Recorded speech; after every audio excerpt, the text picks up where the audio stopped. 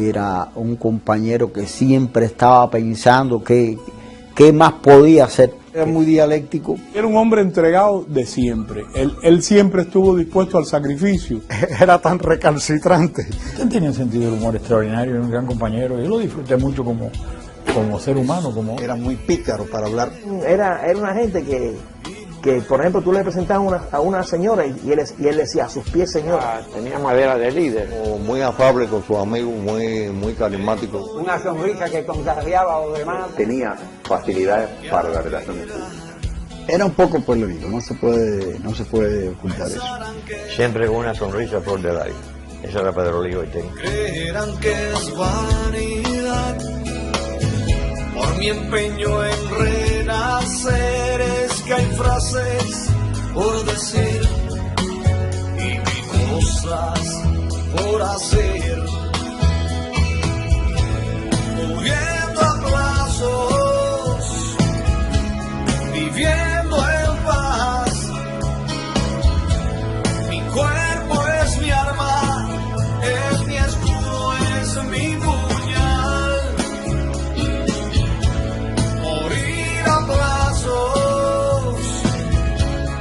Vivir feliz, mi mente es libre, mi alma también lo es, aún muriendo a plazos, quiero ver un nuevo día. En Cuba, la juventud y en particular el estudiantado ha estado históricamente a la vanguardia de la lucha por la democracia.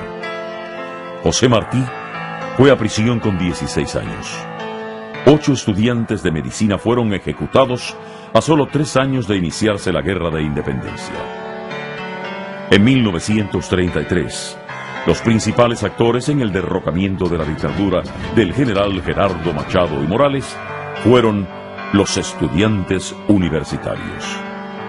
En el proceso, contrario al régimen del general Fulgencio Batista y Saldívar, también los estudiantes cumplieron un papel destacado, protagonizando una intensa lucha clandestina, atacando al Palacio Presidencial y alzándose en armas en las montañas. Ángel Cuadra estudió con el Pedro Luis Boitel adolescente. Mira, yo fui compañero de aula de Pedro Luis Boitel en el Instituto de Segunda Enseñanza del Vedado. Teníamos los dos, al ingresar en bachillerato, 13 años de edad. Su amigo de la infancia y años más tarde compañero de lucha, Jorge Daubar, describe cómo Boitel asume las responsabilidades familiares. Se convierte de hecho como el padre, el sucesor, el que llena el hueco en la casa del padre es él, hasta el extremo que desde muy pequeño trata de ganar dinero para suplir la falta del padre. Él tuvo que dejar el instituto porque parece que fue por el fallecimiento del padre y se inscribió en el Instituto de La Habana, que daba cursos nocturnos, y se puso a trabajar. En él puedo señalar en aquel momento 3 características. Primero, la capacidad que tenía para ganar amigos. Después, indudablemente despuntaba como un muchacho inteligente y que tenía facilidades para las relaciones públicas. Luis Boitel, su primo, afirma que los esfuerzos de Pedro Luis habían sido exitosos. La asociación del estudio con el trabajo le habían abierto los caminos a una vida profesional.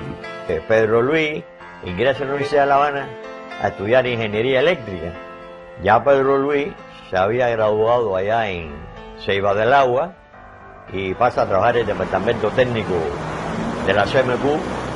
Entonces él matricula. El dirigente estudiantil Richard Heredia conoció a Pedro Luis Boitel en la Universidad de La Habana y relata que de inmediato se incorporó a la lucha electoral que protagonizaban los estudiantes en el marco de la histórica Federación Estudiantil. En la Universidad de La Habana, en el proceso de elecciones que había en la Escuela de Ingeniería en el año 1950, curso 55-56, donde él aspiraba a delegado de curso de la escuela del 4º año de Ingeniería Eléctrica. En este periodo de la historia de Cuba, un amplio sector del estudiantado de todos los niveles de la enseñanza se enfrentaba al régimen de Batista. Roberto Perdomo destaca el relevante papel que como estudiante y trabajador Boitel cumplió en ese alto centro de estudios. Yo conocí a Pedro Luis Boitel en la lucha contra Batista, el año 57, y Boitel era uno de los más destacados de allí como luchadores. Pero empezó a tener una actividad política desde que entra a la universidad. Él tuvo actividad sindical en CMQ, donde él comenzó a trabajar desde muy jovencito como técnico de equipo. El periodista Arnaldo Ramos Llanes, quien fuera jefe de redacción de CMQ, destaca el sentido de responsabilidad laboral de Pedro Luis, muy lejos de la vida gangsteril que individuos como Fidel Castro habían desarrollado en la Universidad de La Habana. Entraba a la planta sobre las 5 de la mañana de madrugada para revisar los equipos y poner en marcha, o sea, salir al aire a las 6 de la mañana. Pero Luis Boitel fue consecuente con una tradición universitaria de aquella generación del centenario martiano, donde eran la juventud revolucionaria democrática que entendió que la juventud debía participar en los asuntos nacionales. Y esta misma reacción, si lo hizo él, luchar en contra del gobierno de Batista, lógicamente lo hacía también luchar contra el régimen de Fidel Castro, que era entendida por él y por muchos nuestros una traición a esos principios que regían en nuestra juventud. Cuba estaba sumida en una profunda crisis. La violencia oficial y la revolucionaria afectaba a toda la ciudadanía. Pero el mayor peligro lo enfrentaban aquellos que participaban en el movimiento clandestino. Situación que se agravó después del fracaso de la huelga revolucionaria del 9 de abril de 1958, que determinó el exilio en Venezuela de Pedro Luis Boitel y varios de sus compañeros de labores, entre ellos Néstor Penedo. El 29 de abril llegamos a Venezuela en la tarde y fuimos directamente a una casa que nos tenían preparada una conferencia de prensa. Conferencia de prensa que posteriormente me enteré que Boitel desde la embajada había hablado con unos amigos que tenía allá para que preparara la conferencia de prensa. Explicó todas las causas por las que se luchaba en Cuba, cuál había sido el motivo de nuestra salida y qué pretendíamos nosotros hacer allá en Venezuela mientras estuviéramos allí. Cuando Pedro Luis Boitel arribó a Venezuela, el régimen de Marcos Pérez Jiménez había sido derrocado y el país enfrentaba varios problemas de gobernabilidad. Amenazas de golpes militares y planes de grupos comunistas que querían destruir la incipiente democracia determinaron que Boitel, junto a otros exiliados, asumiera el compromiso de participar en la defensa de la democracia que lideraba don Rómulo Betancourt. Cuando el golpe de Estado a Hugo de la Saba, nosotros tuvimos la dicha de estar ahí. Y después tuvimos, cuidando la universidad también tuvimos, pero Luis, el hermano y yo.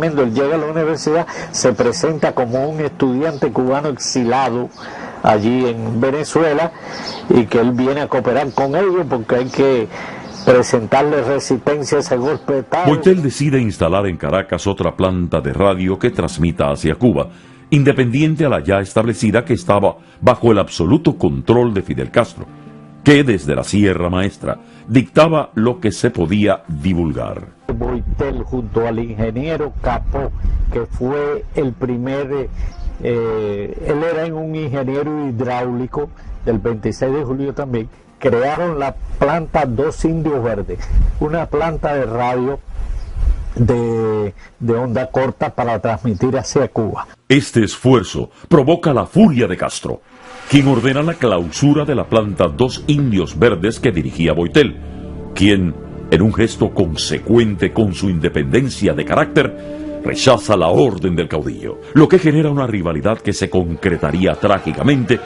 pocos meses después del triunfo de la revolución. Pero en Venezuela había otra planta de radio del 26 de julio, que era la oficial, que era el Indio Azul. Fidel manda que se clausure las Dos Indios Verdes. Le dice a Boitel que tiene que desmantelar eso porque él no quiere esa competencia. Boiter dijo, bueno, pero aquí no hay competencia, que no solo tenemos idea de cómo comunicarnos con la población y bueno, todo ese tipo de cosas. Pero Fidel mandó a desconectar la planta de todas maneras y ellos siguieron transmitiendo, no se le hizo ningún caso. O sea que ya el antagonismo de Boiter con Fidel empezó desde ahí, desde ese momento. El 1 de enero de 1959 y los meses siguientes fueron días luminosos para la mayoría del pueblo cubano. Para otros, el inicio de una dolorosa tragedia. Sin embargo, es difícil imaginar otra jornada en nuestra historia si exceptuamos el 20 de mayo de 1902, en la que la alegría y la esperanza se fundieron hasta confundirse. La inmensa mayoría ciudadana se sumó a la revolución y Pedro Luis Boiter, como el resto de los exiliados, regresó a Cuba incorporándose en sus labores en CMQ y retomando los estudios en la Universidad de La Habana. Su capacidad de liderazgo no fue pasada por alto, y un destacado dirigente del gobierno y del 26 de julio le propone que se postule para presidente de la FEU. Marcelo Fernández es de los que le dan embulla mucho a Pedro Luis para que aspire a la presidencia de la FEU. Boiter se postula para la presidencia de la Federación Estudiantil Universitaria, pero sin el apoyo del movimiento 26 de julio. Esta organización, con el aplastante peso que tenía en la opinión pública, respalda al comandante Rolando Cubelas, que también disfrutaba de la simpatía de un amplio sector de los estudiantes universitarios, entre los que se encontraba José Ángel Gutiérrez Solana. Bueno, yo conozco a Pedro Luis de la época de la universidad, aunque yo no era del grupo de él, ni puedo decirle honestamente que no voté por él, yo voté por Cubelas. Unos días antes de las elecciones, el gobierno, o sea, Fidel Castro, declara públicamente que el gobierno no respalda a ningún candidato a la elección de la FEU. Los conflictos entre las diferentes facciones revolucionarias y en particular los que tenían lugar dentro del movimiento 26 de julio, el más poderoso y ambicioso de todos los grupos que habían luchado contra Batista, eran muy fuertes.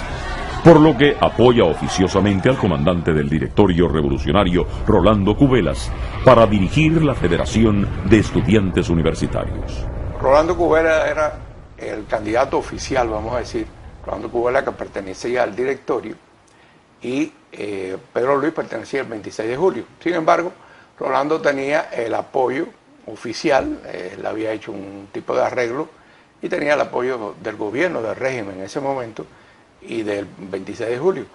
Sacan a Cubelas, que está de viceministro de Gobernación, que era del directorio, y lo llevan para la universidad.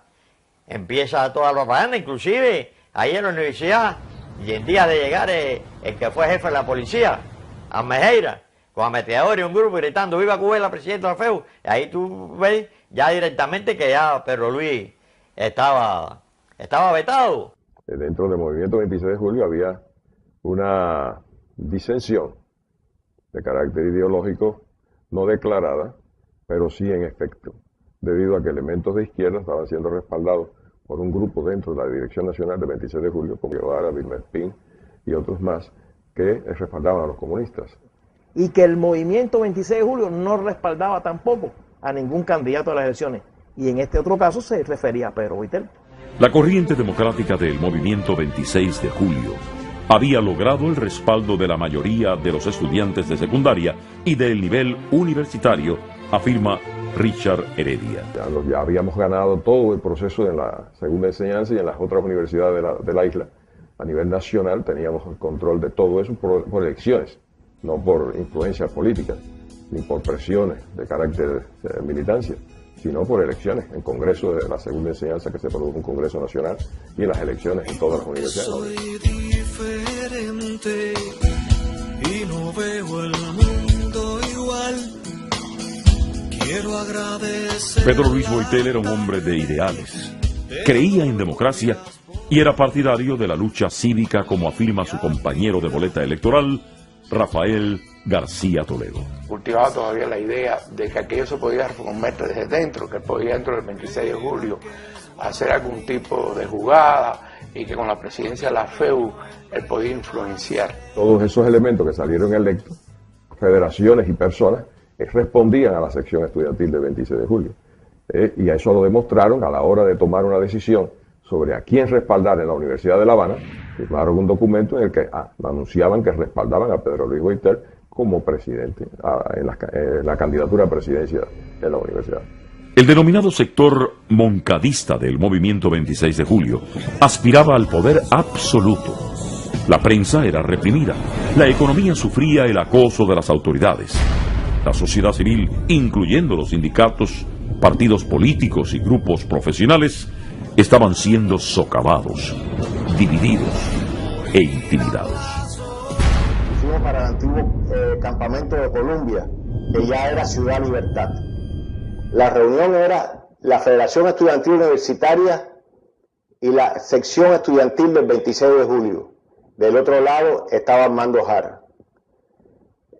Armando Jara dando seguridades de que aquello era una democracia, de que quien ganara las elecciones iba a ser elegido, que el gobierno iba a respetar quienes ganaban en las escuelas. Y la gente que representaba a la FEU y la Coordinación Estudiantil del 26 de julio pidiendo más seguridad y diciendo que ellos no creían que fuera así.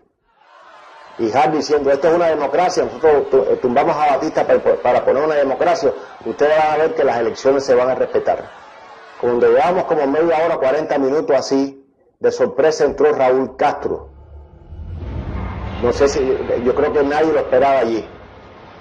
Y le pidió la palabra a Hart y dijo, y nunca se olvidará porque después he comentado esto con mi tío varias veces esta vivencia. La revolución está amenazada. Y tenemos que ir todos a una unidad. Acabo de venir de la universidad, donde nos hemos reunido con el directorio el 13 de marzo. Y el directorio ha acordado unirse a nosotros en la lucha que nos viene encima el gobierno. Y hemos decidido que la presidencia y X número de escuelas sea para el directorio. La vicepresidencia y este número de escuelas para el 26 de julio. Una de las personas del 26 de julio se levantó y sin mirar a Raúl Castro le preguntó a Hart, ministro, ¿esta es la democracia que usted nos ha estado hablando hace una hora? No creo que en ningún momento haya sido porque Cubela respaldara a los comunistas, sino Fidel quería el control de la universidad y Cubela era un individuo que había demostrado una vinculación, una supeditación al 26 de julio. Rolando Cubela era un poquito una estrella de rock en ese momento y hay que entenderlo. Porque Rolando Cubela era un individuo de estilo, bien parecido, un poco postalista en la cosa cubana y era un comandante que vamos a decir, lucía, tenía barba roja, usaba un yaqui blanco arriba del uniforme. Él era de verdad una persona de mucho carisma en ese momento.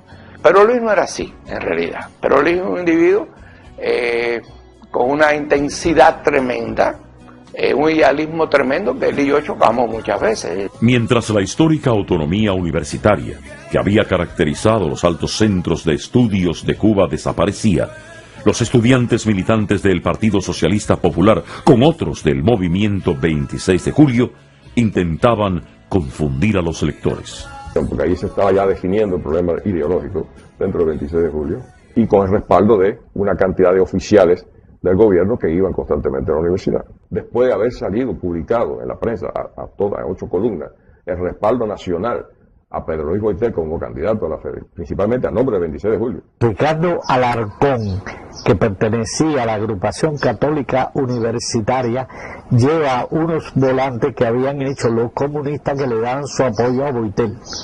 Cubela recibe el beneplácito de Raúl Castro, porque Raúl Castro no podía ver a Pedro Luis. Primeramente porque Pedro Luis era anticomunista y Raúl Castro era comunista, eso no se puede negar. Pero el hecho fue que la entrada de Raúl Castro armado en el recinto universitario, donde eso no se podía hacer tradicionalmente, los únicos que tenían armas eran la policía universitaria, y ahí ni cuando Batista pues entraba la policía, nunca, ni cuando Machado, etcétera, la autonomía universitaria, etcétera, y esta gente entraron armados allí, etcétera, y estuvieron en el meeting aquel meeting que no hay duda que mucha gente que estaba muy, pero muy de acuerdo con ese momento con el régimen, todavía estaba el fervor de la revolución, etcétera, apoyaron a Rolando, entre otras cosas porque Raúl y este grupo de gente lo estaba apoyando. En aquellos momentos en Cuba, enfrentarse a Fidel Castro era un suicidio. Era un suicidio. Por eso pasó a Pedro Luis lo que pasó. Pedro Luis se le enfrentó a eso. Raúl Castro apoyó a Rolando Cubela en ese meeting cuando habló. No solo lo apoyó, Raúl Castro dijo que tenía que haber una candidatura única, que eso era los revolucionarios, que los que estaban creando una candidatura alterna, o vamos a decir otra candidatura, eran divisionistas, etcétera. O sea, ahí no hubo ningún tipo de duda, él estaba allí para apoyar a Rolando Cubela, lo hizo. Entonces nos vamos a visitar las distintas escuelas, va Cubela, voy yo, va Pedro Luis Boitel, vamos los tres. Y se van produciendo incidentes en cada una de las entradas de las escuelas, se están produciendo incidentes de cierta violencia. Entonces decidimos los tres irnos de la universidad para evitar conflictos serios. Entonces nos vamos a la universidad, vamos a la cafetería de Radio Centro y nos sentamos allí. Empezamos a conversar, a ver cómo se podía resolver el problema. No se podía resolver, ya la cosa estaba en marcha. Había que esperar el resultado final. Yo creo sinceramente que Rolando Cubela hubiera ganado las elecciones de cualquier forma. Y así es como se termina el proceso aquel. Después vamos nosotros al recodo, eso por la noche, donde nos enteramos que habían dado un pucherazo en la universidad, según el delegado de la prensa del periódico del País, es el que me dice, dieron un pucherazo, ustedes ganaron las elecciones, pero dieron un pucherazo por la noche. La frustración y el desencanto han cundido en las filas revolucionarias. La instauración de un régimen totalitario es rechazado por los demócratas. El comandante Hugo Matos está en prisión. Otros comandantes del ejército rebelde como Humberto Solimarín y William Morgan están conspirando. Y líderes estudiantiles como Porfirio Ramírez se aprestan para levantarse en armas. Pedro Luis Boitel es otro dirigente de la juventud que asume consciente el camino del deber. Mediados del 60, Boitel un día se encuentra conmigo y me dice, quiero hablar contigo. Nosotros cada rato nos reuníamos en un restaurante libanés que había en la plaza de Carlos III, porque su madre era de origen libanés y a él le gustaba mucho la comida árabe. Y me dice, tengo que hablar contigo. Fuimos a comer y después me dijo, no, yo te voy a llevar a tu casa. Me lleva a mi casa y en el carro me plantea ya que ya la situación es insostenible, que hay que organizarse para conspirar. Yo me entero que Pedro está conspirando de una forma muy simpática. Se produce en el barrio, como en muchos barrios, la celebración del cumpleaños de Fidel. Félix va a mi casa a hablar conmigo y me dice que Pedro está conspirando. Yo todavía no he roto con la revolución y yo lo que hago es que me molesto y considero que eso forma parte de un plan para destruir a Pedro, porque yo no sé que Pedro está conspirando. Pedro Luis tenía un infiltrado que era el de Santiago de Cuba, que se llamaba Luis Felipe Bernaza, de la Universidad de Oriente. Él con Boitel hicieron un recorrido por la isla reclutando estudiantes para la conspiración.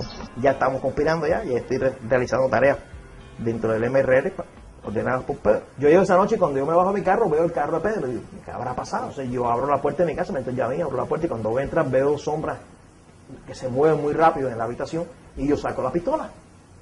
Pero eran mi mamá y mi papá. Y se me dijo, oye, un guardazo, cierra la puerta. Me dice, oye, ¿qué está pasando? Le digo, no, que lo sé. Dice, estuvo aquí Félix, vestido de militar, y preguntaron por ti. Yo le gustaba para la calle. Entonces Félix te dejó el recado que mañana por la mañana, bien temprano, que subas a su casa.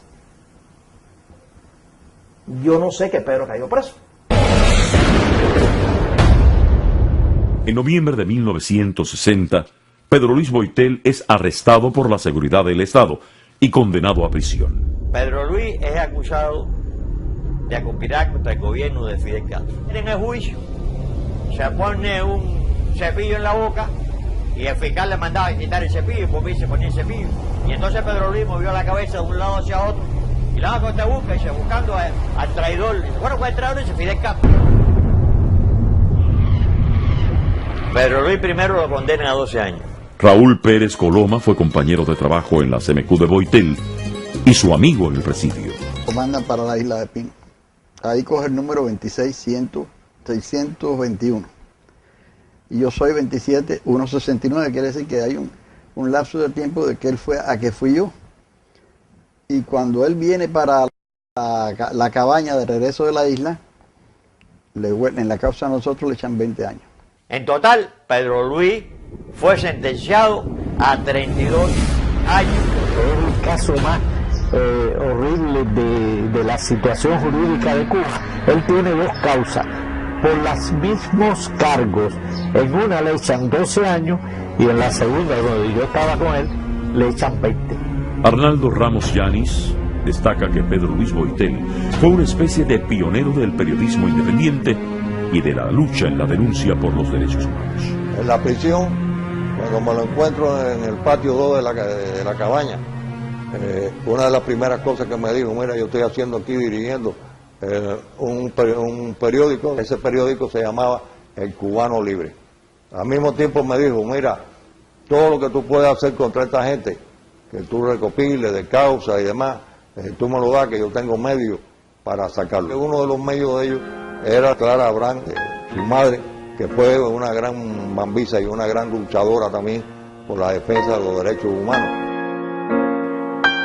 Roberto Perdomo formó parte del grupo de presos que fue trasladado de la cárcel de la Cabaña para la prisión de Isla de Pinos y da fe de la rebeldía de Boitel. De la Cabaña fuimos para Isla de Pinos y cuando llegamos a Isla de Pinos nos habían acusado de que nosotros habíamos picado los asientos de los aviones. Yo no lo piqué, no dudo que él lo haya picado. Es más, estoy seguro que lo picó. Boitel era un hombre comprometido y las rejas no le impedían seguir luchando por sus ideales. En la circular había muchas tendencias políticas y él participaba en la cosa interna de la circular muy activamente. Bueno, cuando yo llego a la circular 4, me encuentro que él está en la planta baja y viene y me abraza y me dice, vamos para mi celda. La celda de él, como dije, era la 21 del segundo piso. Era ahí, vivía con un muchacho joven, Tomás Ramos, que le decían el Tigre. Allí, Pedro Luis me dice, tú vas a dormir en el avión mío. Viví en una celda también con él, así que imagínate, me acuerdo que era en la 52 del segundo piso de la circular 1. Vivíamos Rolando Simón, él y yo. La cosa con el flaco no era fácil, porque en aquellos momentos todavía no había empezado ni el plan de trabajo forzado, ni había todos los problemas que después surgieron, pero Boitel era tan recalcitrante para todo, que con esa persona no había ningún arreglo de nada que conllevara el aceptar absolutamente ningún tipo de privilegio, de prebenda, ni nada con la dictadura. Un hombre que no admitía situaciones a medias ni nada de eso. Su posición siempre fue vertical y en todos los aspectos, desde antes de salir al trabajo y después cuando el trabajo, pues igualmente. Allí en la cantera, una piedra le desbarató un dedo y no dejó curarse ni nada de eso. Pedro Luis, como hombre de ideales, era terco en su manera de ser. Tenía su forma de actuar. Él era incapaz de una transacción, de una mentira, de hacer una cosa para conseguir aprobación, para conseguir masa, ¿entiendes? Él era un hombre de principios rectos y sólidos, no era, como dicen aquí, un crowd pleaser. Él no buscaba agradar a la masa, él no buscaba eso. Si lo seguían, lo seguían, si no lo seguían. Que él era mordaz con las opiniones de aquellos individuos que él consideraba que no tenían ese aval grande en la lucha y que no comungaban con las ideas de él. En eso tuvo muchos seguidores y yo creo que esa fue una de las causas por las cuales él tenía tantos muchachos jóvenes al lado de él. Y una cosa muy característica también, los amigos de Boitel de hace muchos años siguieron siendo sus amigos. Esto es muy importante. O sea, él no era un individuo que defraudaba o que... No, Boitel era una persona que te hacía sentirte seguro cuando ibas a una lucha con él. Y te hacía ser creativo también. Era como si en el fondo uno tratara de no defraudarlo a él. Él era un individuo que andaba siempre moviéndose, él tenía su organización y andaba siempre de un piso para otro. buscando, tratando de hablar, era muy dialéctico. Era un individuo que de verdad se preocupaba por el entorno de él, dando siempre buenos consejos, que la gente estuviera ecuánime en sus cosas, en sus planteamientos. Siempre fue un hombre bastante activo. El embajador Armando Valladares acompañó a Boitel con otros compañeros en un intento de fuga desde el presidio de Isla de Pinos. Pedro Luis era un hombre de acción, un intelectual, un pensador, un dirigente, reunía todas estas cualidades y sobre todo un valor personal extraordinario, de una interés a toda prueba. Y yo recuerdo que cuando me habló de la fuga, a mí aquello me pareció una cosa prácticamente imposible. Jorge Daubar, con la ayuda de su padre Pedro Álvarez y la prometida de Boitel, Carmen Jiménez, introdujeron en presidio parte de los útiles necesarios para la fuga. Compramos el colchón, compramos ¿cómo se llama? Los pelos de cegueta en una ferretería. De ahí fuimos al Mercado Único, donde vendían camisas milicianas, compramos las camisas milicianas y fuimos para la casa. Y entonces con el colchón y con todo, esa noche nos reunimos en mi casa con mi padre presente, que era tapicero. Se puso el colchón arriba de la mesa, el colorante, todas las cosas, y yo le pregunté a la gallega, ¿cómo pican en la requisa? La gallega me dijo, pican por aquí, pican por allá, pican por otro lado. Entonces yo me viro para mi padre y le digo, hay que ponerlo en el burlé, o sea, en el chorizo ese que lleva los colchones en el bote. Y ahí fue donde Bueno, cortamos la reja de la ventana y nos escapamos por dentro del cuartel de los militares, vestidos de militares, saludando a los militares, por debajo de una trinchera donde había una ametralladora calibre 30. Llegamos al lugar donde tenían que recoger unas personas que iban de Cuba a buscarnos, no acudieron a la cita, durante 2 días los estuvimos esperando y al tercer día, en aquella búsqueda donde participaron más de 20.000 comunistas, lógicamente pues nos capturaron. Gregorio Ariosa fue testigo en más de una ocasión del sentimiento de justicia de Boitel, así como de lo que era capaz por defender sus convicciones.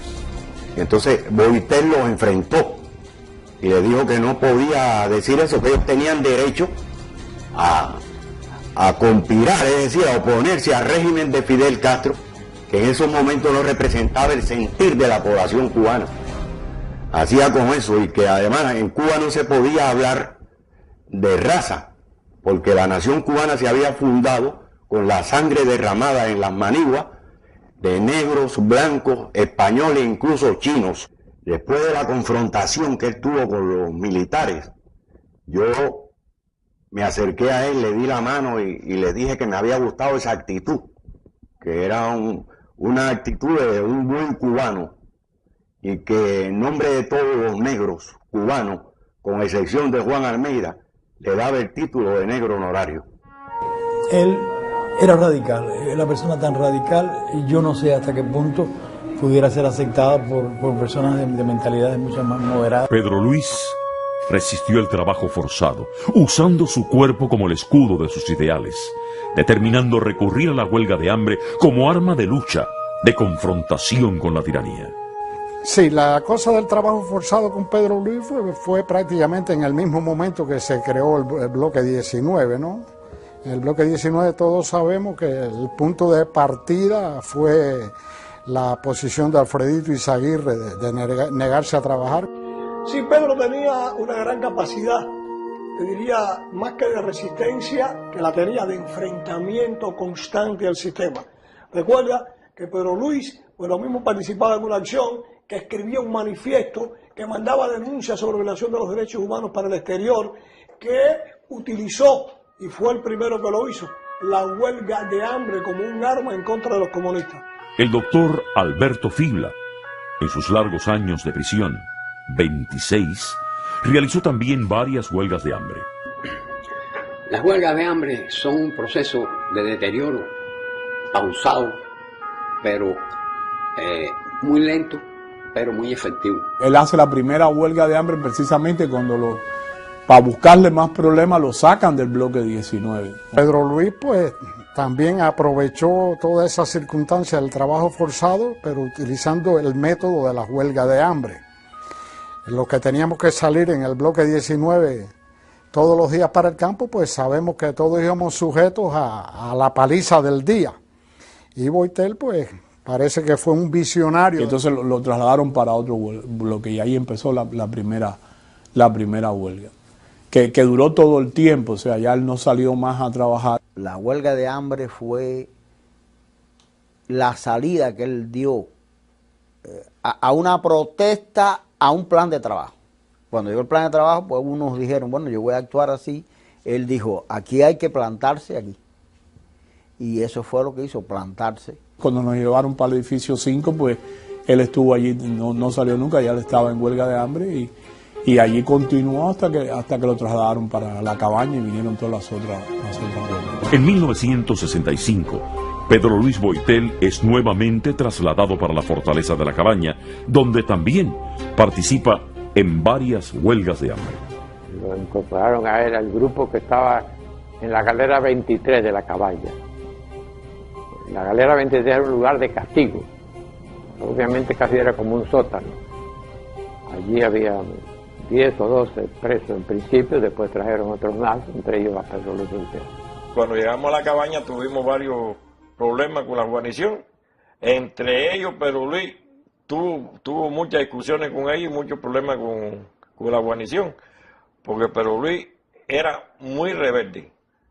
Y participamos en la huelga de los 35 días y parecía talmente que no estaba ni en huelga, como que era un hombre delgado, ni se le notaba que bajaba ni nada. Siempre Pedro Luis fue Pedro Luis en huelga y en todos lados. El problema de las huelgas de hambre es que se sufre un deterioro progresivo y alarmante. En cuanto al tiempo que uno puede estar en huelga de hambre, pues antes de morir, se supone. Eso varía de acuerdo con la constitución de la persona. Y así todo. Tenemos el caso en la prisión de Luis Álvarez Díaz, un hombre muy fuerte, acostumbrado a hacer ejercicio, extraordinariamente musculoso, murió a los 13 días de huelga de hambre. Por ejemplo, también Robertico López Chávez estuvo inclusive en un calabozo ahí, en Isla de Pinos, y estuvo 73 días durante la huelga antes de morir. En la huelga aquella grande de 30 y pico de días que estuvimos sin ingerir alimentos, y una cosa que yo lamenté siempre es que cuando terminamos la huelga aquella, Boitel dijo que él iba a seguir en huelga. Ahí nos enteramos que él estaba en huelga de hambre. Cosa que no sorprendió a nadie, porque ya te digo, él había hecho varias huelgas de hambre y además él era duro en ese aspecto. Él tenía sus ideas y si vamos a ver su muerte, pues él murió por sus ideas. Carmina Trueba visitó a Boitel en el hospital militar durante una de sus huelgas de hambre y supo de su entereza y determinación de dar la vida por la libertad de los cubanos. Y algo incomprensible de la dictadura cubana fue recibir un recado del hospital militar de Colombia, donde estaba Pedro Luis, para que fuera a visitarlo. Yo no lo conocía, no lo había visto nunca. Y rápidamente llegué allí a mi hora y lo vi, estaba en una cama acostado de una huelga. A mí me impresionó mucho en la forma que me dijo que estaba dispuesto a morir, que era una lucha que a él le había llegado muy hondo y que estaba dispuesto a todo. Ariosa afirma que cuando salió de la cárcel pudo trabajar en la denuncia internacional de la violación de los derechos humanos en Cuba y en particular sobre lo que sucedía en las prisiones gracias al entrenamiento que le había dado Pedro Luis Boitel. Cuando yo salí de la prisión, ya Boitel me había dado una orientación cómo se podía trabajar en la calle y cómo se podía hacer algo. Pero una de las cosas principales era denunciar los horrores que estaban sucediendo en la prisión. Y cuando salí fui a la agencia de prensa británica, la Reuters, y ahí con el corresponsal denuncié los horrores que había allí en la prisión. La fortaleza militar del Castillo del Príncipe pasó de bastión militar a prisión nacional para años más tarde prestar servicios como la cárcel de la provincia de La Habana. El Príncipe fue usado por la dictadura de los Castros para aislar prisioneros que en un momento determinado eran considerados especialmente peligrosos. Y por eso, Pedro Luis Boitel, luego de concluir una de sus muchas huelgas de hambre, fue remitido para una galera a la que no tenía acceso el resto de la población penal. Vivíamos escondidas de todo el presidio político nuestro e incluso de los comunes. No nos podían ver. Nosotros vivíamos aislados en la azotea del Príncipe, donde estaba la antigua zona de los locos, que le llamaban. Nosotros, los prisioneros políticos restos, nos encontrábamos en la sección número 5, muy próximo a ese lugar, y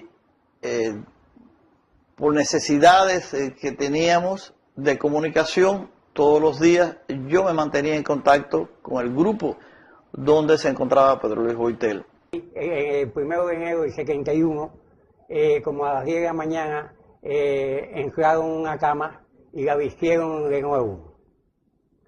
Enseguida surgió la especulación de quién podía ser. Uno creían que era Mario Chan, en paz descanse, otro que era el ex comandante Ramón Guín, el otro que era el ex comandante Rolando Cubera, y todo el mundo seguía dando opinión y eso.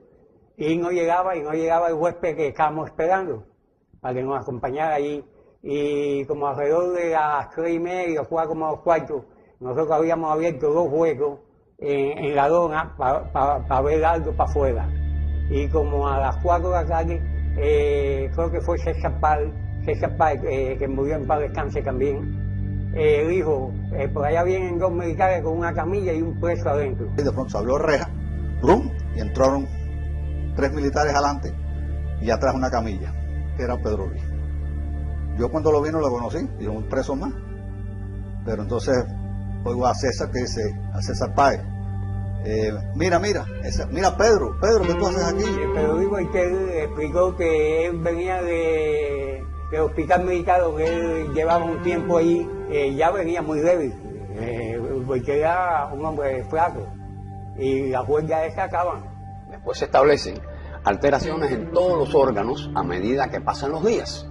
Y uno de los más afectados es el riñón, precisamente el que produce o coadyuva a que la persona ya se vaya deteriorando y se vaya acercando a la muerte. Carmelo Cuadra murió durante una huelga de hambre cerca de Pedro Luis Boitel. Su sacrificio, según contó el propio Boitel, en alguna medida le dio un nuevo plazo a su existencia. Muere Carmelo, me dice Pedro, dice, oye, los gritos que Carmelo daba de sufrimiento y de dolor eran angustiosos. Vaya, aquello era para taparse los oídos. Y es que ellos estaban pasando la sonda constantemente, y la sonda parece que le perforó el hígado, o le hizo algo en el hígado que lo provocó unos dolores espantosos, y así murió Carmelo, con unos dolores, pero horribles. Carmelo estaba en un cubículo, y Pedro Luis estaba en el otro más allá. Ellos nunca se podían hablar. Pero Pedro Luis oía. Después él me lo contó. Dice, yo pensé que me tocaba a mí.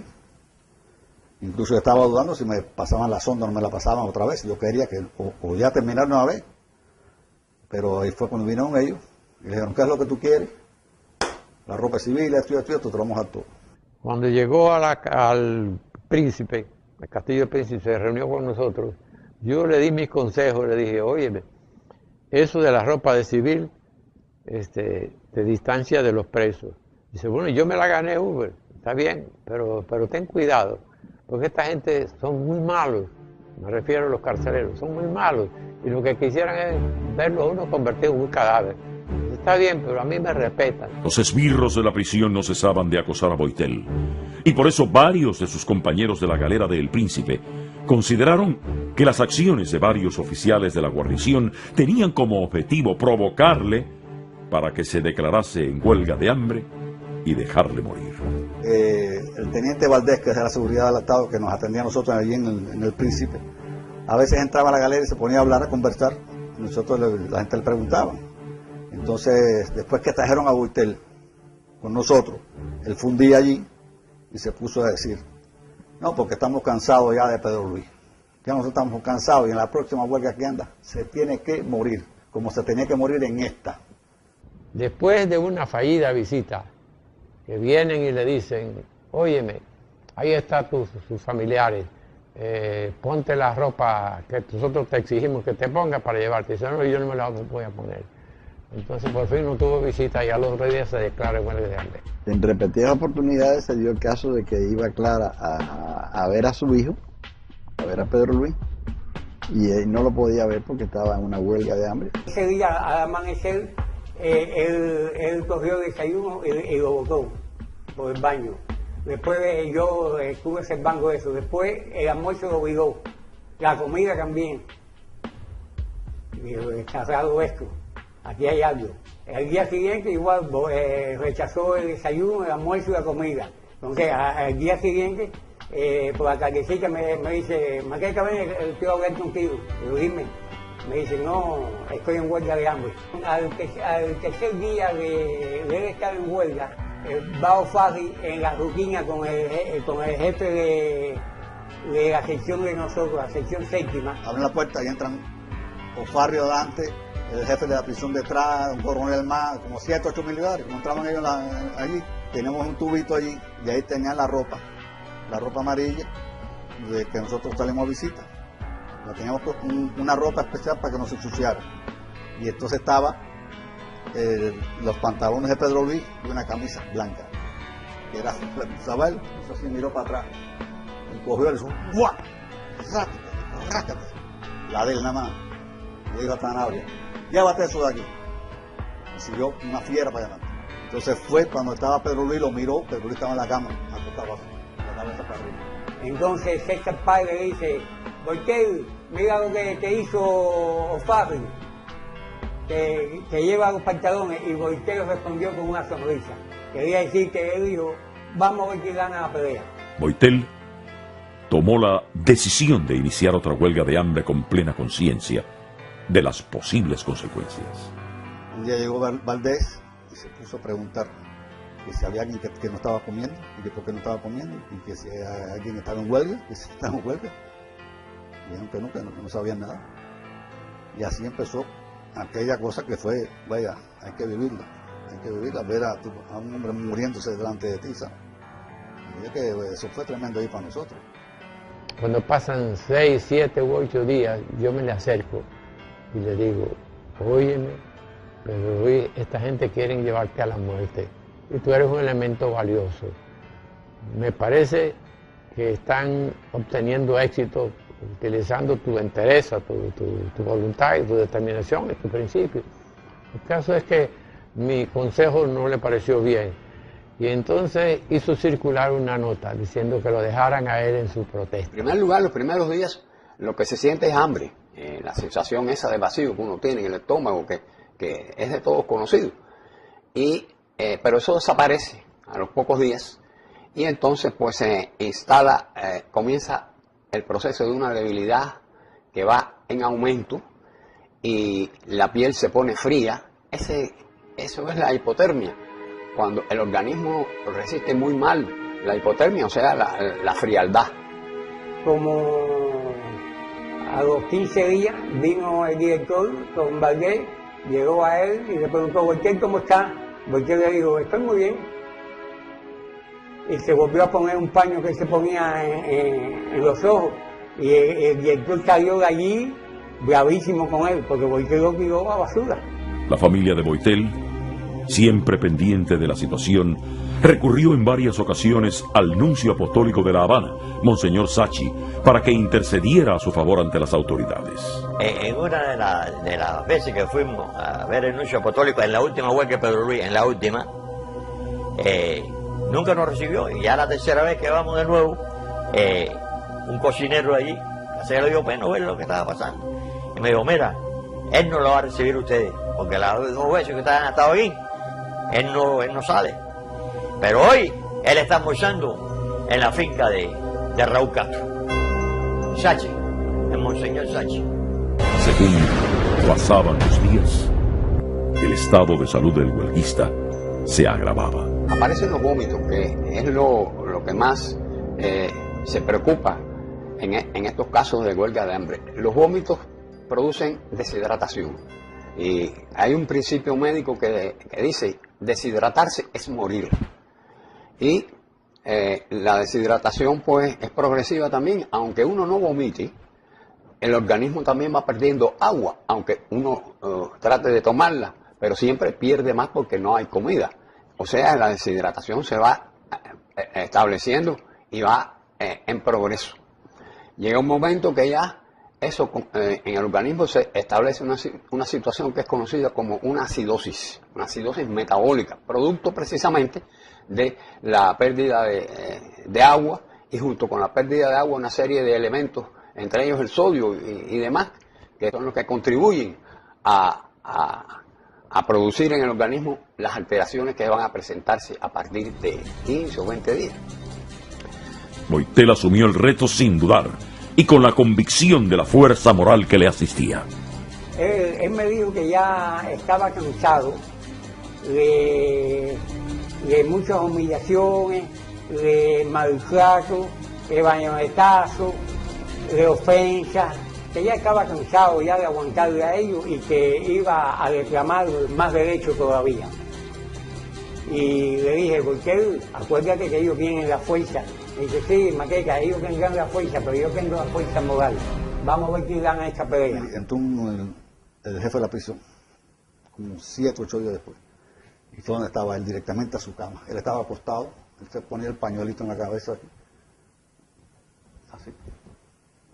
Y así no se movía, se mantenía horas y horas así. Y le dijo el jefe de la prisión, Pedro Luis, tú estás en huelga. Entonces se quitó el trapito y dijo, ¿qué usted quiere? Tú estás en huelga de hambre. Y yo no estoy en huelga de hambre. ¿Tú no estás en huelga de hambre? No, yo no estoy en huelga de hambre. Yo estoy comiendo aquí. ¿Y qué tú comes? Lo que me dan mis compañeros. Pero tú no estás en huelga, yo no estoy en huelga.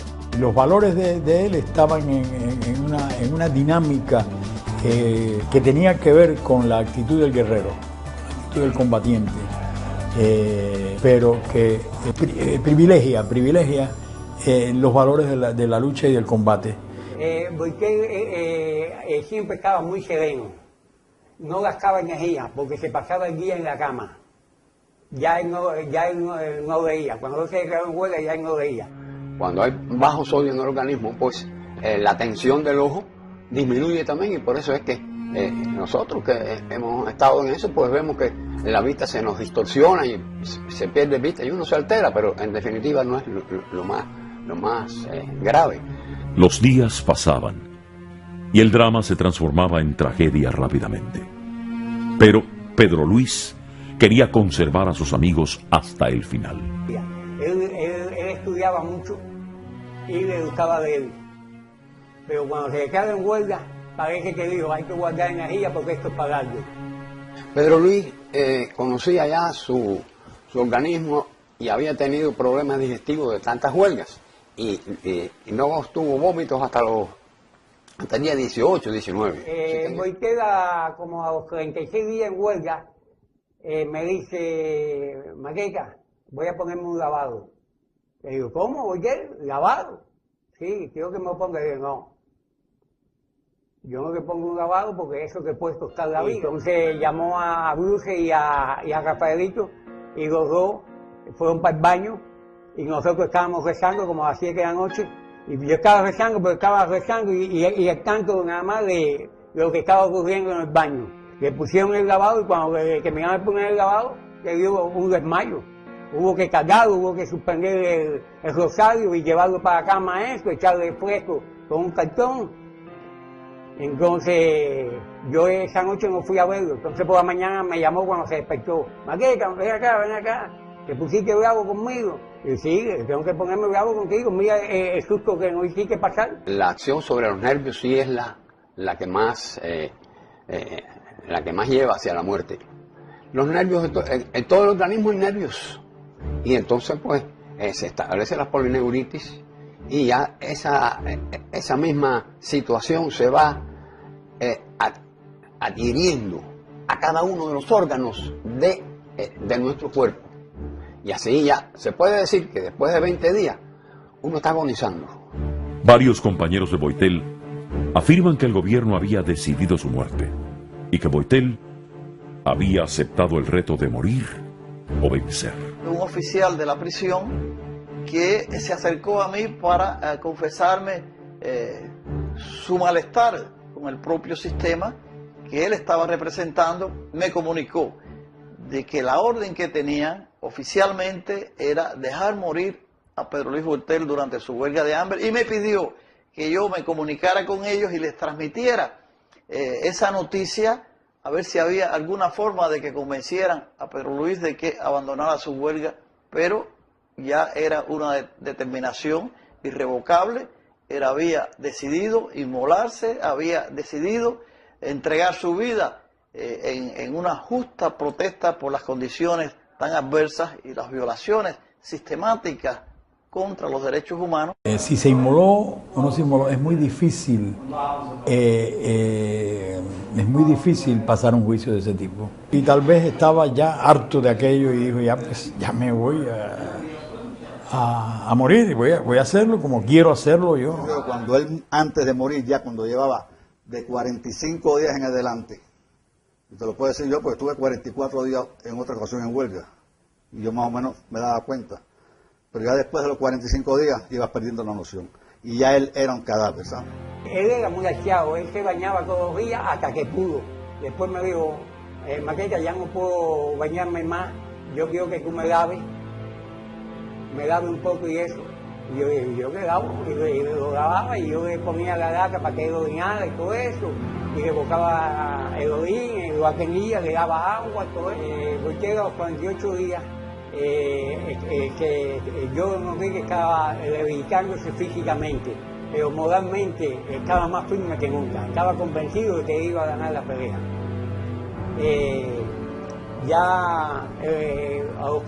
Al día siguiente, a los 49, orinó sangre. Yo le puse la y orinó sangre. Yo la boqué y no le dije nada. Entonces volvió más tarde a orinar, como 2 horas después, orinó y volvió a orinar sangre. Y entonces me dice, ¿qué pasa? Le digo, no me pasa nada. Me dice, ¿qué? Estoy orinando sangre. La familia Boitel, junto a sus compañeros de presidio, recurrieron a medios de prensa internacionales para hacer conocer la agonía de Pedro Luis. Cuando Pedro le faltaban días para morir, Clara como madre, parece que sentía eso. Y me dijo, adiós, hay que denunciar esto. Entonces fuimos a la agencia de prensa francesa, en la calle O, y ahí, frente al corresponsal francés, el periodista, Clara lloró, gritó y denunció lo que le estaba pasando al hijo, que ella sentía que se lo iban a asesinar. La voluntad de Boitel no flaqueaba. Cada día, su decisión era más firme. A medida que iban pasando los días de la huelga y se deterioraba más, estaba más firme. Siempre. Ni siquiera hablábamos con él, en el gesto se veía que estaba dispuesto a morirse, reclamando lo que él consideraba que era su derecho. Es propiamente uno de los mártires, quizás de las figuras más señaladas en el martirologio de la prisión cubana, la prisión política cubana. Entonces él estaba acostado ahí y se lo decía, Maqueca, esto es hasta el final, esto ya no hay cambio ya. Los últimos 3 días él no habló. Entonces en esos últimos 3 días, desesperado, las moscas empezaban ya a volar. Hubo una mañana que yo marqué 17 moscas. Ya se posaban en los labios llenos de sangre y uno la espantaba y trataba de matarla y se que iban, y eso fue unos días terribles para uno. Yo la última semana casi no comíamos allí, yo y los demás compañeros. En Pedro tuvimos ese mismo cuadro, se fue disminuyendo su fuerza, se fue alterando, él mantenía su criterio, él era un hombre de una voluntad extraordinaria. El espacio entre la vida y la muerte se cerraba. El día 50, como te dije, él habló conmigo como a las 11 de la noche y me dijo, Maqueta, quiero que me haga un favor. Los libros míos, guardia me engrojaba ahí. Diga a mi mamá que la quiero mucho, que ha hecho sufrir, pero que la quiero mucho. Cuídame a cuando tú puedas y sé buen amigo de mi hermano Armando. Y darle esta fotografía a mi mamá. Esa fue lo último que él dijo. A partir de ese momento, ya él no habló más. El día 51, vomitó en 2 o 3 oportunidades sangre de nuevo, orinó sangre. Uno dice que está agonizando cuando va camino de la muerte. La agonía también es distinta en cada persona. Unas personas están agonizando como yo he visto compañeros nuestros, y te hablan directamente y hablan con uno y se manifiestan y se comunican. Pero el camino es hacia la muerte. La crueldad y el sadismo del régimen no solo eran contra Pedro Luis. Su madre también era víctima de la besania de los esbirros. Como relata la exprisionera política Amparo Ruiz. Ella recibía llamadas que la atormentaban. Y a veces me decía, yo no sé si es verdad lo que me están diciendo o es mentira. El plazo se vencía. La agonía era irreversible. Entonces, él hacía señas así, entonces con la mano, porque el que quiere, no hablaba, que como que le diera un masaje. Después hacía así la mano para los labios, entonces yo cogía un algodón con un poquito de agua y se lo pasaba por los labios y se veía que sentía un alivio. Y así por señas, los últimos 2 días, 51 y 52, era todo a base de señas él. El sacrificio de Boitel, su entrega a la causa por la que dio la vida, llevó a sus compañeros a reclamar la asistencia médica que él nunca quiso pedir.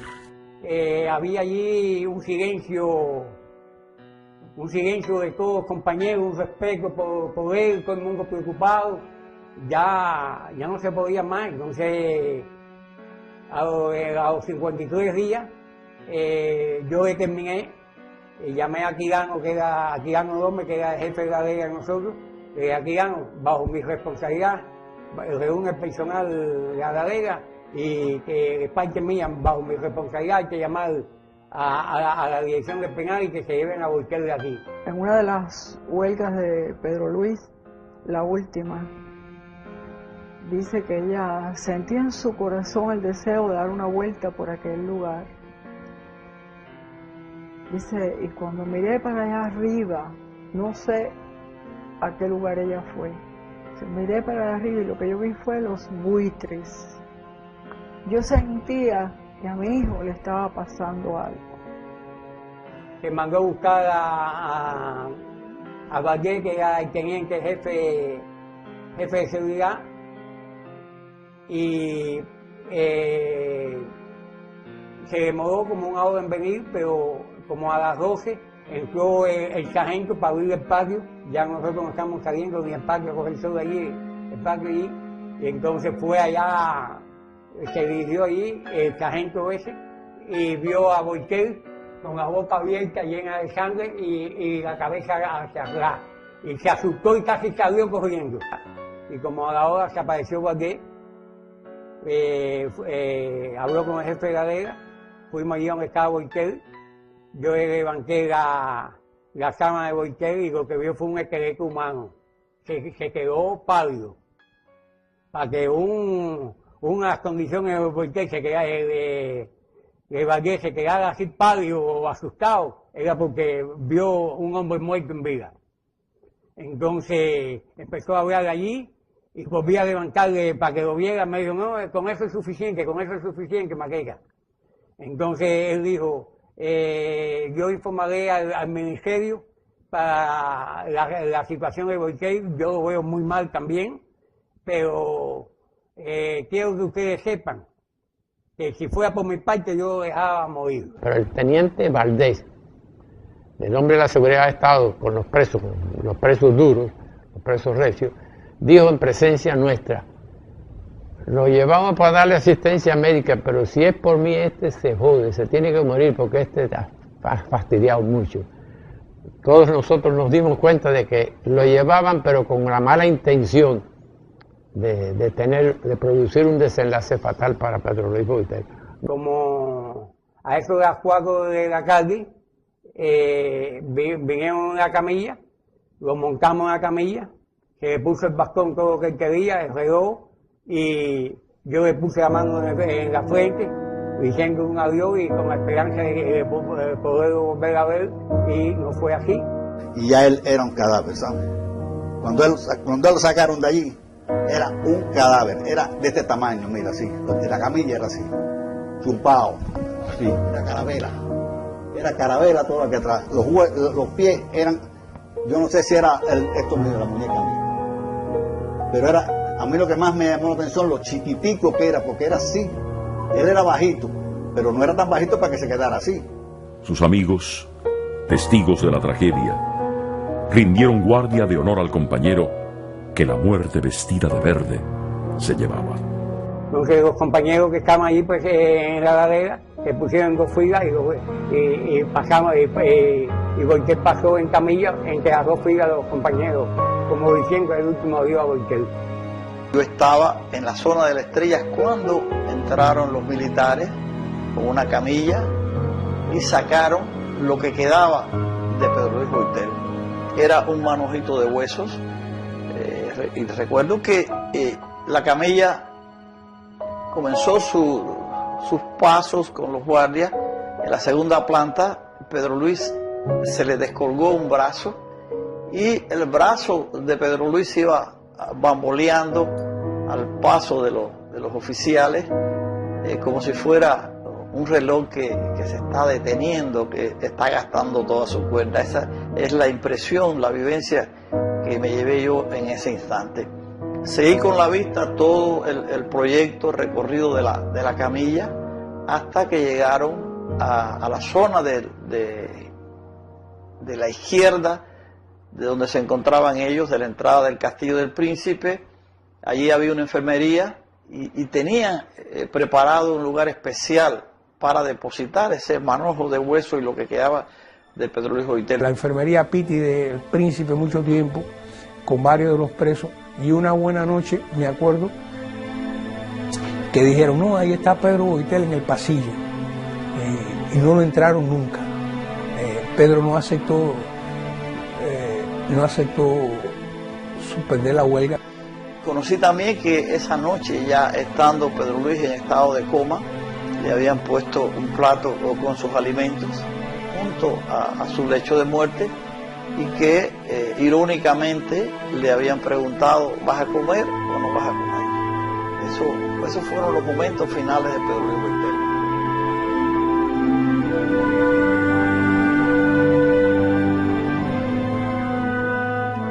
A pesar del tiempo que ha transcurrido, para mí estos recuerdos son desgarrantes. La forma que teníamos que inventar para mantener esa comunicación, ellos le habían tapiado la puerta de la celda con un saco de yute, ellos habían perforado 2 pequeños orificios a través de los cuales en el sistema de Morse ellos me daban los puntos y las rayas, las señales. Yo, que no tenía ese impedimento, le transmitía como si estuviera jugando con las rodillas, con una mano le daba los puntos, con otra le daba las rayas, al extremo de que oficiales llegaron a pensar que yo estaba loco, pasándome mucho tiempo allí, jugando prácticamente con mis manos. Y de esa forma, en la mañana que conocí del fallecimiento de Pedro Luis Boiter, tuve la posibilidad de transmitirles a ellos la trágica noticia, el desenlace que había tenido la huelga de hambre de Pedro Luis Boiter. Familiares, amigos y compañeros de presidio enfrentaron la represión y le rindieron tributo a su memoria a pesar de las amenazas de entrega. En el momento que ya la llamaron para darle la noticia de la muerte de Pedro Luis, yo no estaba allí. La información de la muerte de Boiter se lo dio el Departamento de la Seguridad del Estado a Noemí y a Luis Boiter. Esa información se la dio a Clara, y entonces Clara no se resistía a creer y fue al Departamento de Seguridad ahí para corroborar eso, porque en su dolor, como madre, no creía eso. Voy para allá, para casa de Clara, y estaban ya, y le dije, Noemí, ¿qué pasó? Dice, Luis, Clara estaba constantemente diciendo que quería ver a su hijo, a Pedro Luis, y el Morraval le decía, oiga, señora, cállese, cállese. Este lugar no se puede formar escándalo. Y entonces Clara seguía. Y Amora le dijo, señora, no joda más, que ya Boiter está muerto. Y Clara le dio un galletazo a Amora Valle, pero la tiró contra un sofá. Cuando ella supo de la muerte de su hijo, empezó a llorar y a abrazarse de lo presente en ese lugar. Y a llorar, me han matado a mi hijo, ¿qué voy a hacer? Fidel Castro me ha asesinado a mi hijo. Me llama Arioso y me dice que Pedro murió en la huelga. Y entonces me va a buscar a la casa. Yo vivo en un primer piso, la diosa me baja, fuimos a casa clara. Aquella noche, cuando me avisaron, yo llegué como a las 8 de la noche y estaba la pobre Clara sentada en un butacón destruida y la casa llena de gente. O sea que fue una cosa impactante, era de verdad un velorio sin cadáver. No le entregaron el cadáver. Se puso una fotografía de Pedro Luis, una bandera cubana y 2 arecas. Eso era un velorio simbólico. Y en honor a la verdad, empezaron a fluir ahí cantidad de personas que habían estado presos. Se la llevaban, pero después ya la soltaban, ya después no tuvieron más. Y aquello se llenó y se llenó. Y después todo lo que vino, inclusive la entrevista por teléfono. Y estuvimos ahí casi hasta la madrugada. En ese transcurso llegaron 2 oficiales muy jóvenes del G2 a tratar de desalojar aquello. Y mi madre, que estaba ahí también, se levantó y fue donde estaba yo, les dijo, vaya, márchense de aquí, porque aquí hay un muerto que han matado a ustedes. Cuando la causa es justa, no se detiene la lucha. Y él rindió su vida. Los restos de Pedro Luis quedaron en poder de la dictadura. Su madre, que no pudo velarle, solo visitó su sepultura cuando las autoridades se lo indicaron. Clara, cuénteme por favor y cuéntele aquí al mundo de su hijo, de los últimos momentos de su hijo. Mi hija no se le dio asistencia médica ninguna. Mi hijo, con la salida de allá de Fidel, que él había dado orden de que lo eliminaran, me lo eliminaron aquí en cuestión de eso. El día, yo iba diario al Príncipe, señor, y todos los días ellos me decían que mi hijo estaba divinamente bien, que estaba comiendo, que estaba tomando, que estaba caminando, y que estaba de lo mejor, y mi hijo se me estaba muriendo, señor. Una tarde que yo estoy con ella, estábamos las 2 solas, tocan a la puerta. Cuando yo abro, era un policía. Que era Abraham. Entonces, ella estaba ahí. Y me dice, bueno, venimos para llevarla al cementerio, para que usted vea la tumba de su hijo. Entonces, era una orden. Es como decir, mira, o vas ahora a la tumba a ver la tumba de tu hijo, o no vas. Ella me miró y yo dije, ¿yo puedo ir con ella? Y me fui con ella. Cuando llegamos al cementerio, fuimos a una tumba. ¿Quién estaba en la tumba? ¿Quién lo sabe? Ella, pobrecita, lo que hizo fue pasarle su mano. Ella le pasaba la mano, no podía ni llorar. Te digo que eso es una de las cosas más desgarradoras que yo he visto. Ver a esa madre, esa mujer tan valiente, que siempre decía lo que tenía que decir y muy bien dicho, sin ningún temor, y estaba en shock. Hay que soportar esta pena, pero que lo que le han hecho no ha tenido nombre. Óyeme. Y fuimos al cementerio antes de ayer y lo que nos corrieron atrás perseguidoras y todo, y fuimos decentemente, que fueron más de 300 mujeres, 200 perseguidoras. Le tienen miedo hasta después de muerto, hijita. Usted tiene que pensar en el que le queda y en los nietos. ¿Ok? Después que mi hijo estuve 12 años luchando, después que se me muera como un perro, que no sé ni dónde estaba, si no me querían decidir ni dónde estaba, chica, dónde estaba eso. Todo el mundo lo sabe.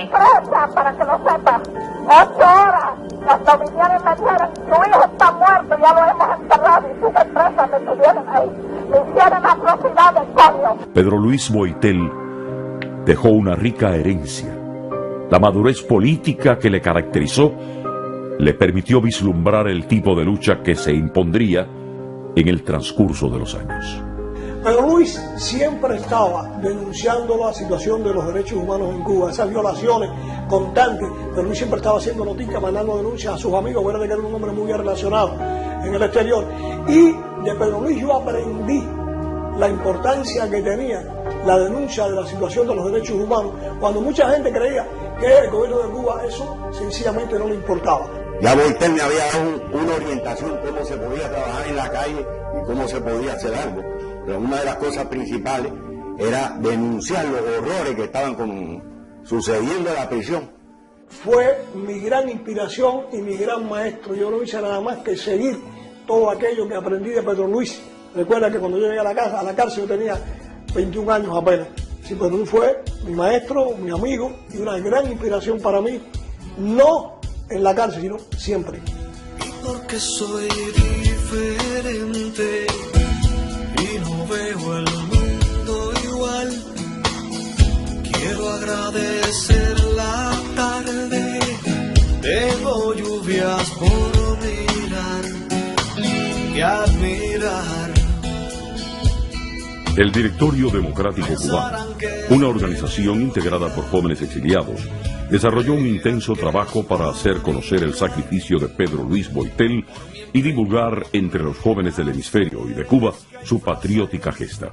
Para el Directorio Democrático Cubano, recuperar la figura de Boitel, rescatarla, ha significado encontrar un enlace, una transición muy palpable entre el método de lucha armada y el método de lucha anterior que derrocó a Batista y un nuevo método de lucha que nació dentro de las prisiones, que nosotros pensamos que su iniciador fue Pedro Luis Boitel y que busca precisamente la denuncia de la violación a los derechos humanos, pero sobre todo la resistencia ante la imposición, la afirmación de la dignidad humana frente al intento del régimen de socavar la moral y los principios de aquellos que tienen sujetos a su régimen de severidad dentro de las prisiones.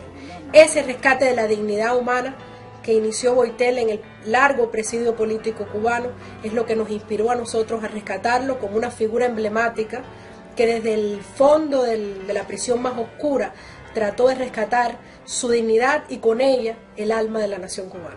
En la isla, jóvenes que no habían nacido cuando Boitel entregó su vida, conocieron de su heroísmo y lo convirtieron en una de las banderas de la resistencia.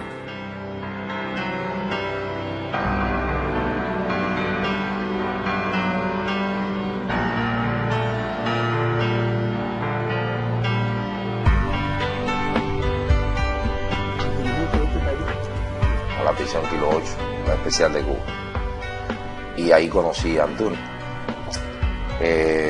Hicimos varias huelgas de hambre y ya a mediados de año, pues debido a una idea que partió de Antunes. Berta Antunes, hermana de Jorge Luis García Pérez Antunes, evoca cómo su hermano, rodeado de un grupo de jóvenes prisioneros políticos, más de 20 años después de la muerte de Pedro Luis, constituyen el presidio político Pedro Luis Boitel. Se constituye la organización Pedro Luis Boitel en la prisión Kilo 8 en la provincia de Camagüey. Ha sido siempre un orgullo para mí haber sido fundador y iniciador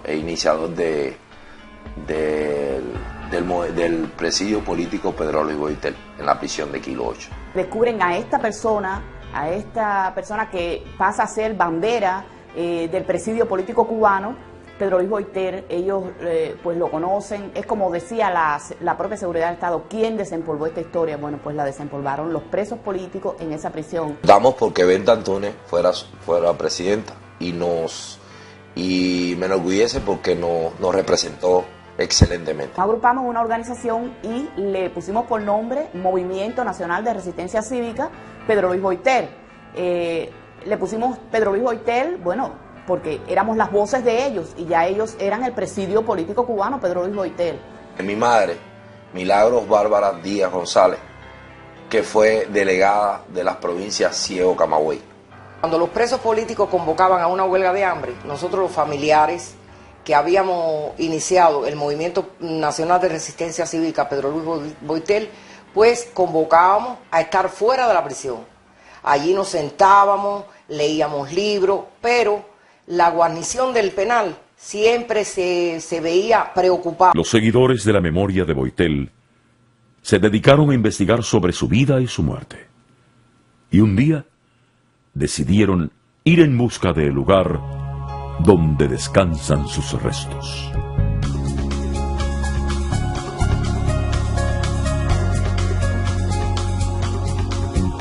En la segunda visita que le hicimos a Pedro Luis Boiter ya había montado todo un operativo allí de la seguridad del Estado y había un nombre falso en la tumba de Pedro Luis Boiter también. Ya habían puesto otro nombre que no se correspondía en nada, pero que sabíamos que esa era la tumba.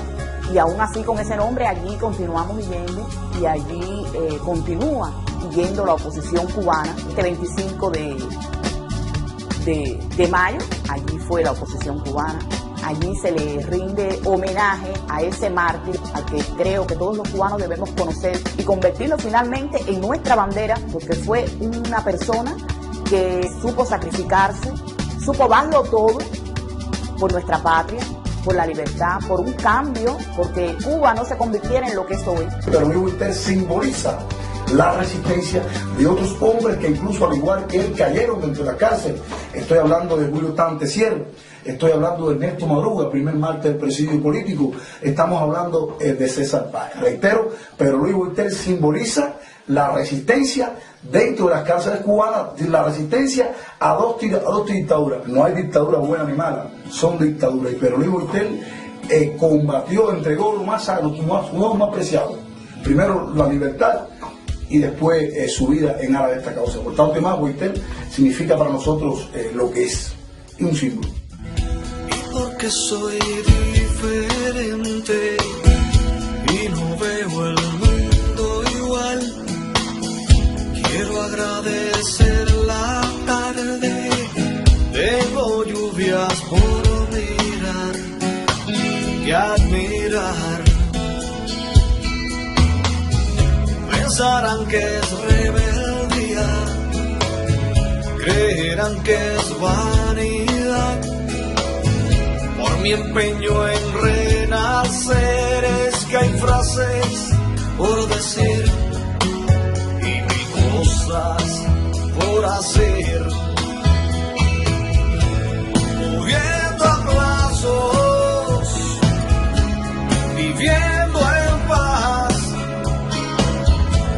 Mi cuerpo es mi arma, es mi escudo, es mi puñal. Morir a plazos, vivir feliz. Mi mente es libre, mi alma también lo es. Aún muriendo a plazos, quiero ver un nuevo día, oler otro amanecer.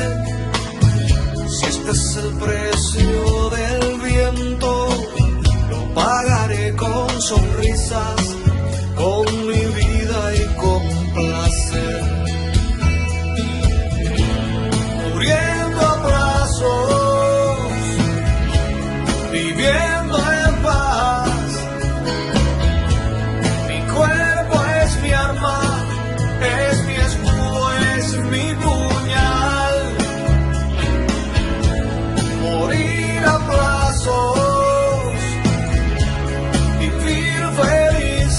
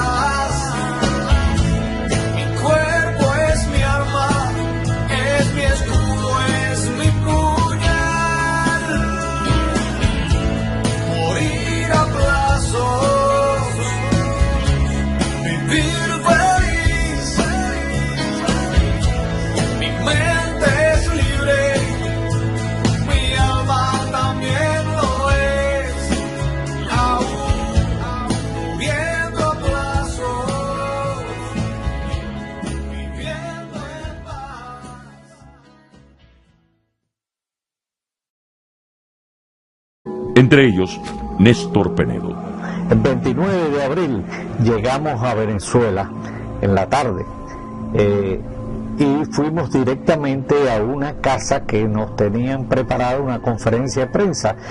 Conferencia de prensa que posteriormente me enteré que Boitel desde la embajada había hablado con unos amigos que tenía allá para que preparara la conferencia de prensa. Explicó todas las causas por las que se luchaba en Cuba, cuál había sido el motivo de nuestra salida y qué pretendíamos nosotros hacer allá en Venezuela mientras estuviéramos allí. Cuando Pedro Luis Boitel arribó a Venezuela, el régimen de Marcos Pérez Jiménez había sido derrocado y el país enfrentaba varios problemas de gobernabilidad. Amenazas de golpes militares y planes de grupos comunistas que querían destruir la incipiente democracia determinaron que Boitel, junto a otros exiliados, asumiera el compromiso de participar en la defensa de la democracia que lideraba don Rómulo Betancourt. Cuando el golpe de Estado a Hugo de la Razaba, nosotros tuvimos la dicha de estar ahí. Y después tuvimos, cuidando la universidad también tuvimos, pero Luis, el hermano y yo.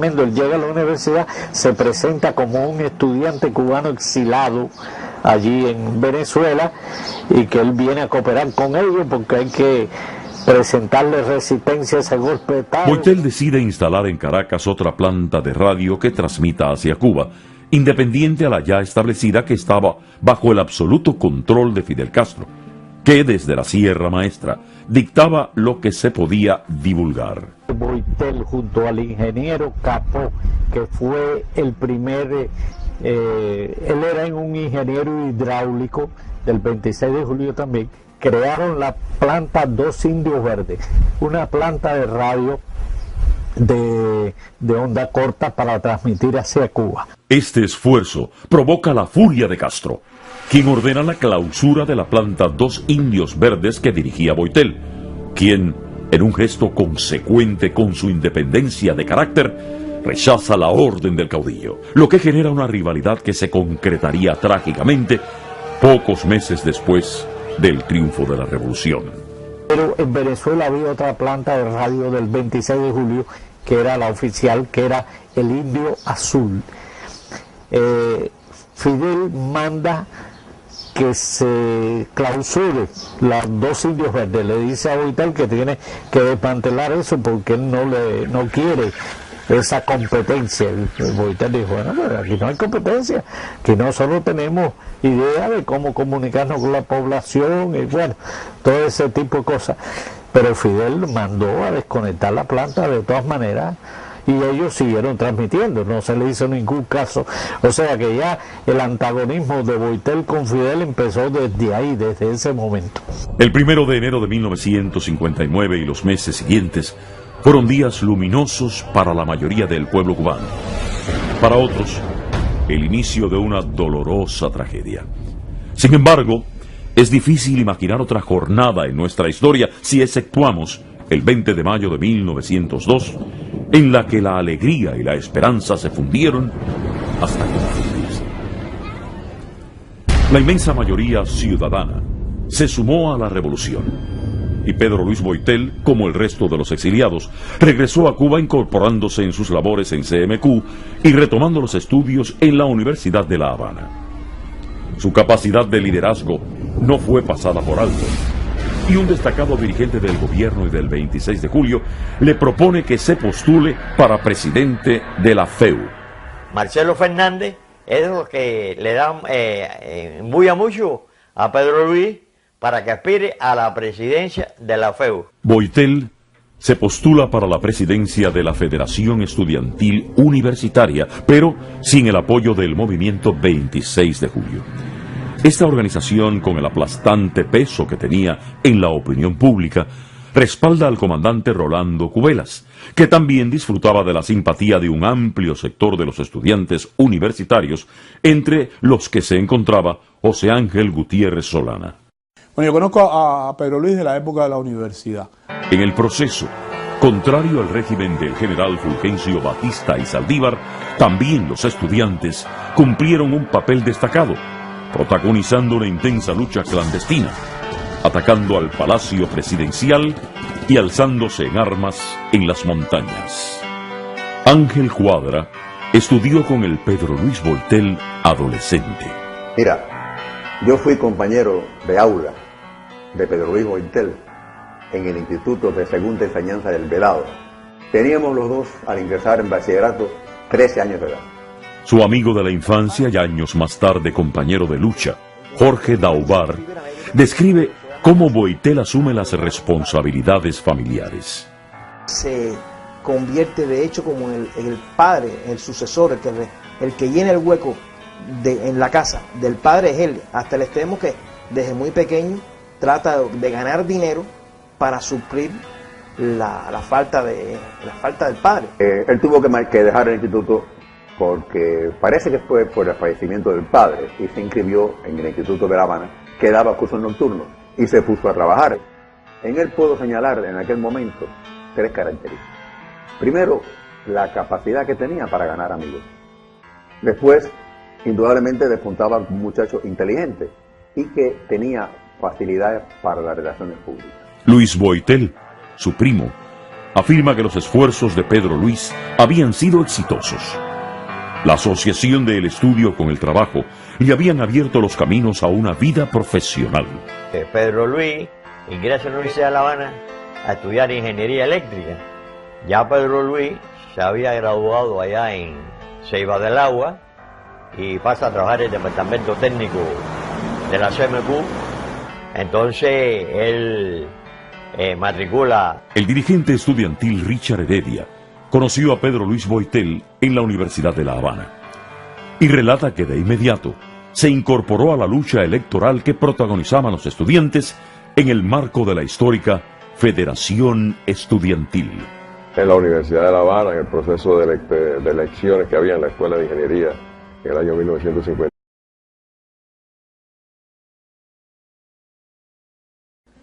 Era un compañero que siempre estaba pensando qué más podía hacer. Era muy dialéctico. Era un hombre entregado de siempre. Él siempre estuvo dispuesto al sacrificio. Era tan recalcitrante. Él tenía un sentido del humor extraordinario, era un gran compañero. Yo lo disfruté mucho como ser humano. Era muy pícaro para hablar. Era una gente que, por ejemplo, tú le presentabas a una señora y él decía a sus pies, señora. Tenía madera de líder. Muy afable con sus amigos, muy carismático. Una sonrisa que contagiaba a los demás. Tenía facilidades para las relaciones públicas. Era un poco polémico, no se puede ocultar eso. Siempre con una sonrisa por de labio. Ese era Pedro Luis Boitel. Creerán que es vanidad por mi empeño en renacer, es que hay frases por decir y cosas por hacer, muriendo a plazos, viviendo en paz. Mi cuerpo es mi arma, es mi escudo, es mi puñal. Morir a plazos, vivir feliz. Mi mente es libre, mi alma también lo es. Aún muriendo a plazos, quiero ver un nuevo día. En Cuba, la juventud y en particular el estudiantado ha estado históricamente a la vanguardia de la lucha por la democracia. José Martí fue a prisión con 16 años. 8 estudiantes de medicina fueron ejecutados a solo 3 años de iniciarse la Guerra de Independencia. En 1933, los principales actores en el derrocamiento de la dictadura del general Gerardo Machado y Morales fueron los estudiantes universitarios. El curso 55-56, donde él aspiraba a delegado de curso de la escuela de 4º año de Ingeniería Eléctrica. En este periodo de la historia de Cuba, un amplio sector del estudiantado de todos los niveles de la enseñanza se enfrentaba al régimen de Batista. Roberto Perdomo destaca el relevante papel que como estudiante y trabajador Boitel cumplió en ese alto centro de estudios. Yo conocí a Pedro Luis Boitel en la lucha contra Batista, el año 57, y Boitel era uno de los más destacados de allí como luchadores.